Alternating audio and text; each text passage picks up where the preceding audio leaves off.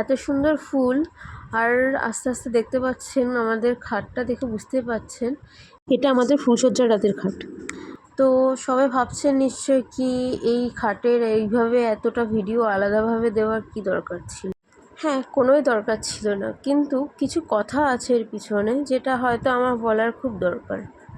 প্রথমে যখন এই খাটটা তৈরি হয়েছিল সেদিন আমি দেখে খুব অবাক আর খুব ভালো লেগেছিল। বাট এর পিছনে একটা গল্প আছে, ছোট্ট একটা গল্প। আমি আগে জানতাম না যে এটা আমার রিসেপশনের দিনই এই ফুলসজ্জার রিচুয়ালটা হয়ে থাকে।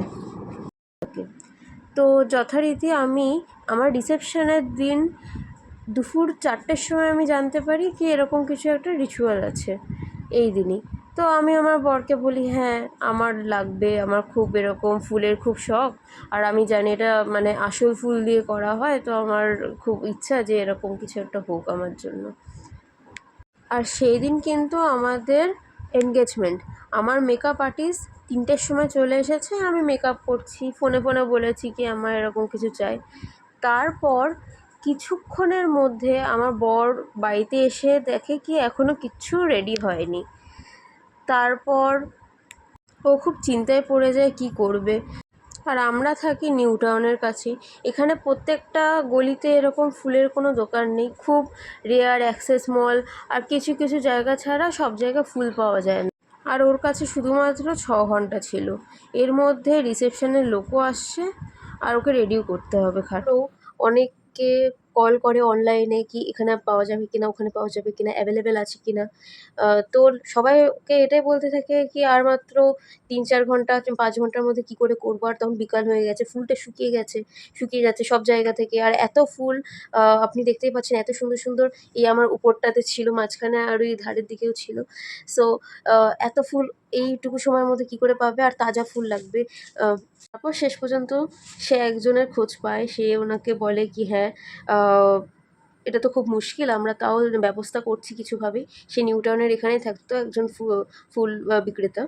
তো সে ওকে বলে কি আমি 8টা 9টা এরকম কিছু বাজবে। তো কোথা থেকে ওরা কিছু ম্যানেজ করে এই ব্যবস্থাটা করেছে। শুধুমাত্র এটা না, আমার ততক্ষণের মধ্যে মানে 8টা মানে পিক টাইম, 7টা থেকে আমি আমার রিসেপশনে বসে গেছি।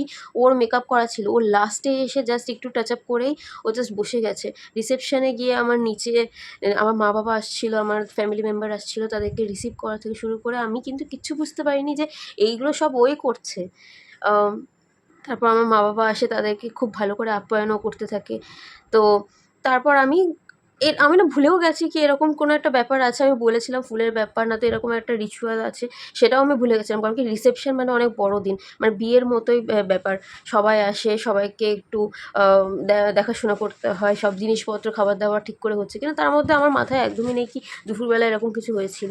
তো ঘরে যখন তারপর আমি আসি সব কিছু ঠিকঠাক করে, অ্যান্ড ফটোগ্রাফার ছিল ছবি টবি তুলে, ঘরে এসে তো আমি অবাক পুরো কি এত ফুল। আর আপনারা দেখতে পাচ্ছেন কি এত অর্কিড, তারপর এরকম লাল সাদা, আমি জানি না ওটা সানফ্লাওয়ারের মতো দেখতে, এক্স্যাক্ট নামটা আমি ঠিক জানি না। তারপর গোলাপ, এত কিছু আর এত তাজা ফুল এইটুকু সময়ের মধ্যে আমি দেখে পুরো অবাক। এত ফুল আমি একবারে তাজা ফুল দেখিনি। আমি আগে দেখেছিলাম কিন্তু তারা শুধুমাত্র জুঁই ফুল দিয়ে কিছু একটা করে, এত তাজা ফুলের মধ্যে মনে হচ্ছিল কি গার্ডেনের মধ্যে আছে। আমি তো পাগল হয়ে গেছি দেখে। তো ওই দিন আজ থেকে প্রায় 10 থেকে 12 দিন আগের কথা এটা। আমি ওইদিন সবাইকে জিজ্ঞাসা করেছিলাম এটা কে করেছে, এটা কে করেছে। তো কারোর কোনো অ্যাকচুয়ালি আইডিয়া ছিল না, কারণ কি সবাই ব্যস্ত ছিল। তো আমাকে বলেছিল কি বাড়ির ফ্যামিলির কেউ লোক করেছে এরকম কিছু। তো আমি ভাবলাম কি হ্যাঁ ওরাই করেছে। তারপর আমি এতদিন পর 10-12 দিন পর জানতে পারছি, মানে আমি আমার বরের সাথে কথা বললাম কি কি সুন্দর এরকম হয়েছিল, ওই করেছিল, এই হয়েছিল। তারপর ও আস্তে আস্তে স্বীকার করে, কারণ কি আমি একটু না এরকম টাইপের আছে কি আমি কি কে করেছে, কীভাবে করেছে, কোথা থেকে পেলো নাম্বার, কত এত ভালো ভালো ফুল। তো এটা তো অনেক বেশি দাম, দামের কথা তো আপনি ছেড়েই দিন, এগুলো দেখেই বুঝতে পারছেন কত বেশি। তো আমি এগুলো জিজ্ঞাসা করতে থাকছি কি কী হয়েছে কী হয়েছে। তো লাস্টে গিয়ে ও আমাকে বলছে এটা আমি করেছিলাম, যখন তুমি রেডি হচ্ছিলে তখন আমি সবাইকে ফোন করে করে এরকম জিজ্ঞাসা করেছিলাম। তো লাস্ট মোমেন্টে ও রিসেপশনও সামলেছে আবার এসবও করেছে। তো আমি ওর সম্পর্কে অ্যাকচুয়ালি বলতে চাচ্ছি কি আমি আমি কতটা লাকি যে আম আমার কালকে ফিল হচ্ছিল, কালকে রাত্রে জানতে পেরেছি, তো আমার ফিল হচ্ছিল কি আমি কোনো একটা অনেক বড় কর্ম করে মনে হয় এরকম কিছু পেয়েছি। কারণ সাধারণ যদি আমি আমি জানি না, আমার কিছু বলার নেই অ্যাকচুয়ালি। বাড়িতে কেউ ছিল না, বারবার করে মাসিদেরকে ফোন করছিল, এই করছিল। তো আমি বারবার করে দেখছিলাম ফোনের মধ্যে ব্যস্ত ছিল, ঠিক আছে? আমি ওকে একবার বললাম, ওকে কী ফোনের মধ্যে? আজকে রিসেপশন, আজকে ফোনের মধ্যে কিসে ব্যস্ত আছো? আমি ভাবছিলাম কোনো কাজ করছে অফিসে। তো ও দুটো মাসি বাড়িতে ছিল, তাদেরকে দরজা খুলতে বলা থেকে শুরু করে বারবার করে ভিডিও কল করে, কারণ কি বাড়িতে যেহেতু কেউ নেই ঠিক করে, তো ও বারবার করে দেখাশোনা করছিল। এইসব জিনিস কালকেও খুলে বলল আমাকে। তো আম আমি এই ভিডিওটা শুধুমাত্র ওর জন্য বানাচ্ছি। আর আ যাদের এখনও বিয়ে হয়নি, আদারওয়াইজ বিয়ে হয়েছে, এই জিনিসটা হয়তো এতটা ম্যানেজ করতে পারছে না, তো তাদের জন্য বলছি কি আ মানুষ চেষ্টা করলে অনেক কিছুই পারে। আর উম এইগুলো অনেক বড় ব্যাপার, মেয়েরা নিশ্চয়ই বুঝতে পারছে। একটা মেয়ের জন্য কত স্পেশাল ব্যাপার। আ আমার তো মনে হচ্ছে কি সুপারম্যান অ ব্যাপারটা। তো আমার খুব ভালো লাগলো অ্যাকচুয়ালি। অনেকে হয়তো আরও অনেক বড়, বড় জিনিসপত্র করে তার ওয়াইফদের জন্য। আম তো এই ১২ দিন হয়েছে আমার বিয়ের, তো আমি খুব খুশি কি এত ভালো করে ম্যানেজ করে।